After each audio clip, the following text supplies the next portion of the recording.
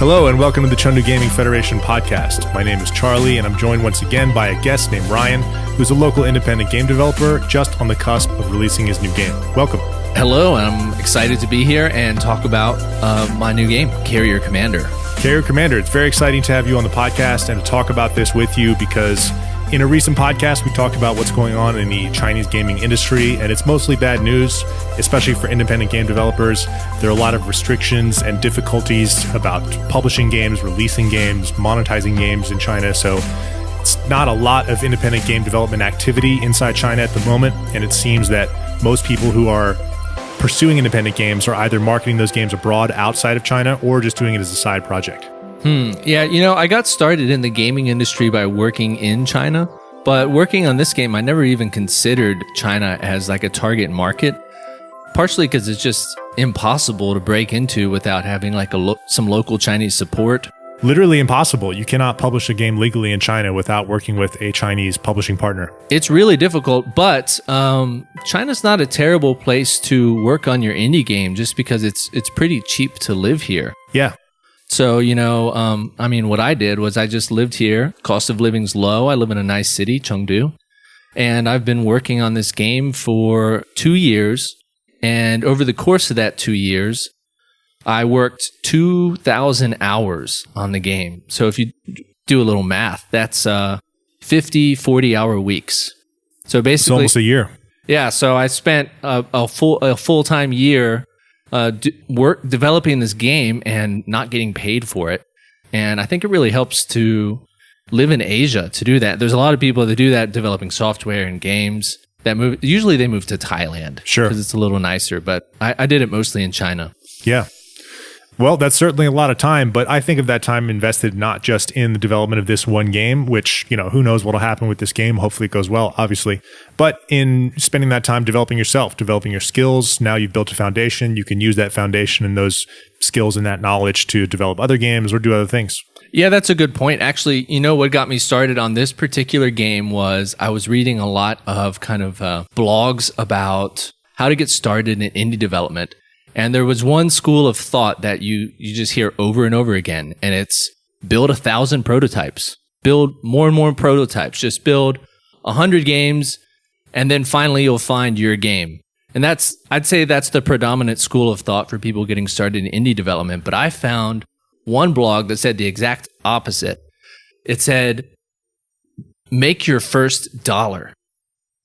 And if you think about it, just $1, right? But to get that first dollar, you have to do the entire process from start to publishing to make that first dollar. So I kind of took on that as a challenge just to learn the whole process of what it is to make a game.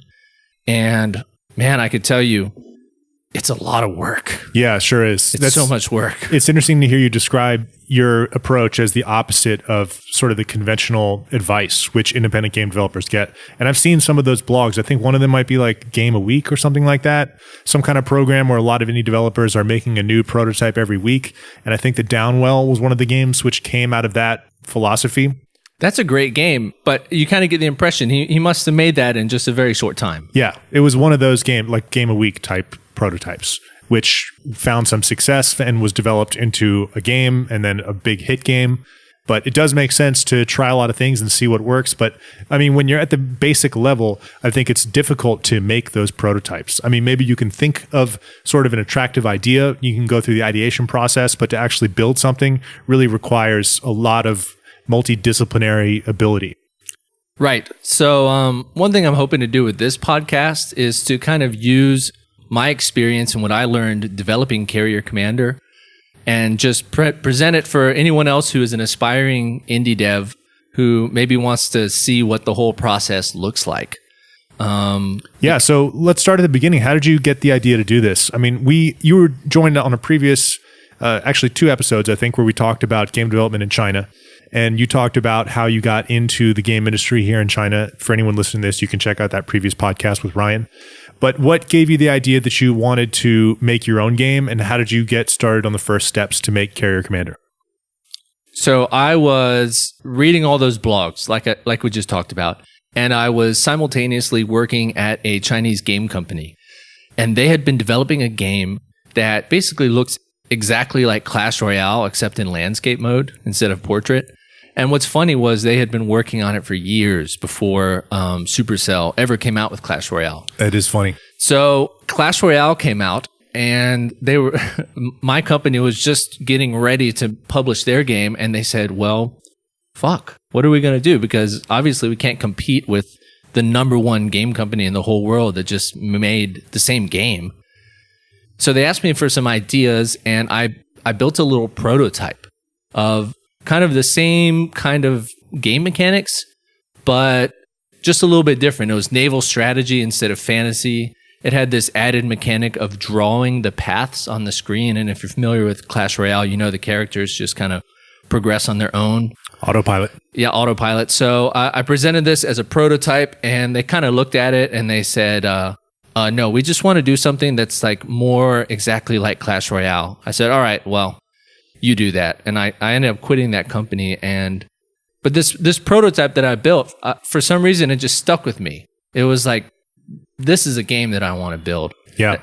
And it's actually funny how I found that idea for that game. I wanted to talk about the subreddit, game ideas. You ever been there? Yeah, I have. I spent like a week just going through every single game ideas post for like the past couple years, originally to help my company. And I found one, and the guy's name is Sean, and he's one of my beta testers now. And it was just his idea. He said, what about a game where there's two aircraft carriers and you take turns drawing like the flight path of the airplanes to attack the other aircraft carrier? And that's the game. Yeah, that makes a lot of sense. Was this idea one which you solicited on the website, or did you find it browsing other posts?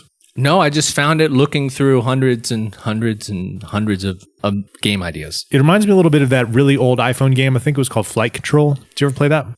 Yeah, was it called Flight Control? I might be mistaken on the name, but it was a game where you're landing aircraft by drawing the flight path. It's that was a game where you were trying to make the planes not hit each other. Exactly. And this is like the reverse of that. I see. This is like an offensive flight control where you're trying to attack the other airport. I think around 2010, or 2011, the very early days of the iOS App Store, Flight Control, if I'm remembering the name correctly, it was a very popular game at the time. And that drawing the flight path was a very novel mechanic, which was very popular in that game. Yeah, because at the time, I mean, drawing a path was something we hadn't seen in video games before. Exactly. With the advent of touchscreen, it became possible. And nowadays, there's still not a ton of games where you're drawing the path, are there? No, there are not a lot. There are very few, actually. Have you ever heard of a game called the Ember Conflict? No. This is an independent game which was developed by a friend of mine, really cool guy named Pin, who's an independent developer, ethnically Chinese American, who has lived and worked in Beijing for about a decade, I think. He quit his job working in a Chinese game company and decided to pursue his own independent game project. Unfortunately, it didn't work out very well. He received investment and built a company and had people working there. Wow. It was an online competitive strategy game. It was like a real-time strategy game where you're drawing the path of the units. Oh, cool. Yeah, Yeah, really it sounds cool. a lot like my game in some ways. It does. It was made for tablets, so I don't know if it ever even ran on phones, actually. It was around the time that Vainglory was getting a lot of hype, so there was a lot of discussion around the MOBA, multiplayer online battle arena game genre on touchscreen devices, and so he was kind of trying to capitalize on that popularity, but it turns out that MOBA never really blew up on touchscreen devices at all, so unfortunately, it didn't work out, and he had to shut the whole thing down, which was very sad. But that is how it goes in independent game development. It's really cutthroat, really difficult, very competitive. But anyway, he pursued a company which was built around the idea of this one game. That's pretty cool. And, you know, growing up, RTS games were my favorite games. And that genre has just died out. Totally. And I always thought with tablets that would be the perfect place to play like StarCraft or games like that. Yeah, you would think. But, you know, mouse really does have the precision control, which is necessary for that type of game. When you move it over to tablet, it's really a different thing, or a phone. A lot of game developers have attempted to do that, and no one has really failed to even come close to something like StarCraft. Yeah, that's true. I think really all that's left of RTS is it just kind of morphed into tower defense. Right. And that whole genre.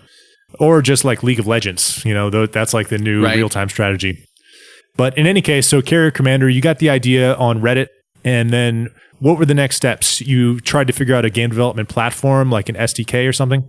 So step one was, and that's a good point, what tool? I was using GameMaker.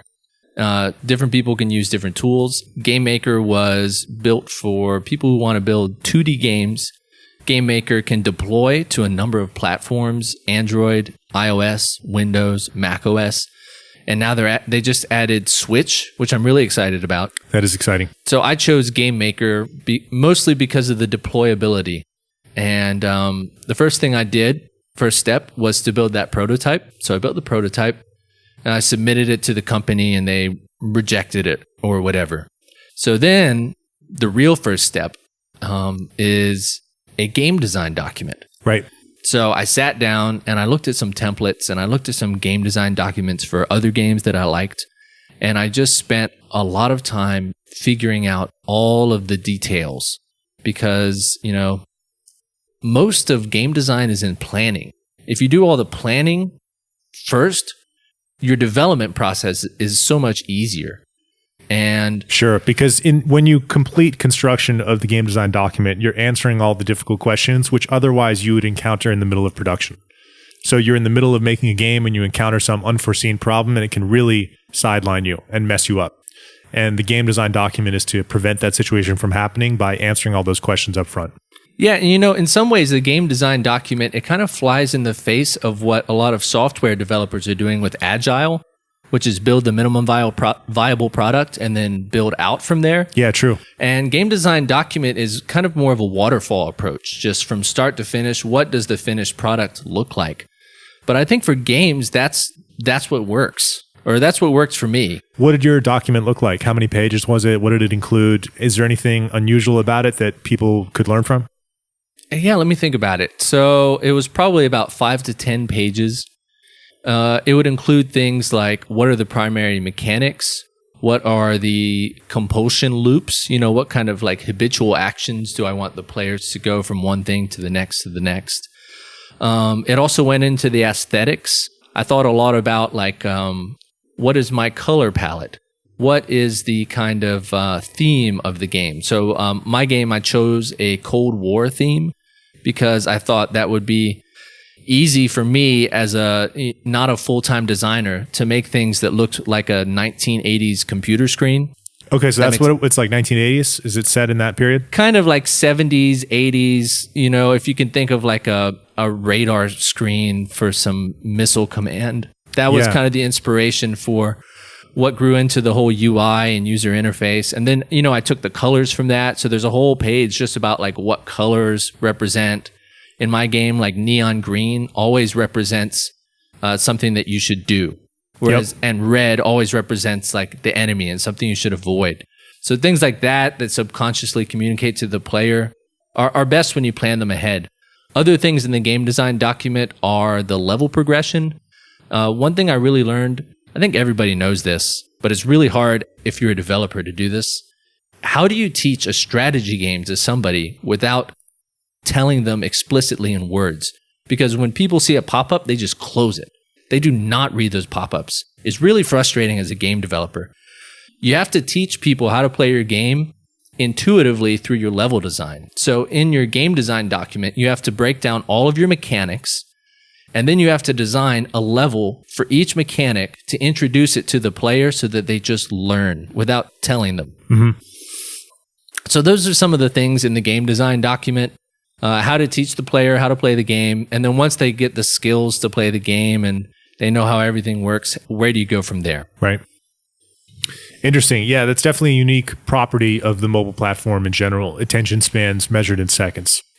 If someone's playing a PC game or a console game, you have to boot up the console, you have to wait, it takes time, there's loading screens. People are used to sitting down, getting comfortable, waiting a few minutes, and that's just part of those platforms. But with mobile, it's like, I need it now. There's like instant gratification mindset.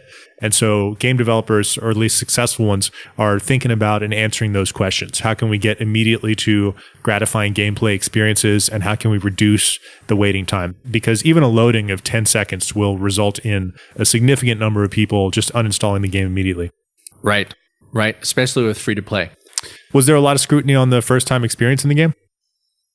In the end, there was. I think when I started the game, when I started building it, I started building what would end up being the middle and end levels, like the high strategy of the game. Because as the developer, I was focused on how can I make a strategy game, you know, where people have to think really hard and make meaningful decisions and use creative solutions to win. But in the end, and after beta testing, which I think we'll talk about a little later, I spent the past year actually just focusing on the beginning of the game, which is the most important part because that's where people decide if they're going to keep playing or not. Right.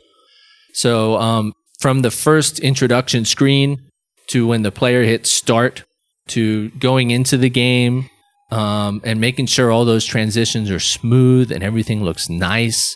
I did put a lot of thought into the beginning of the game. Mm-hmm. Like you have to do, especially on mobile. Right. Thanks for listening. Next week, we'll cover part 2, facing the challenges of game production.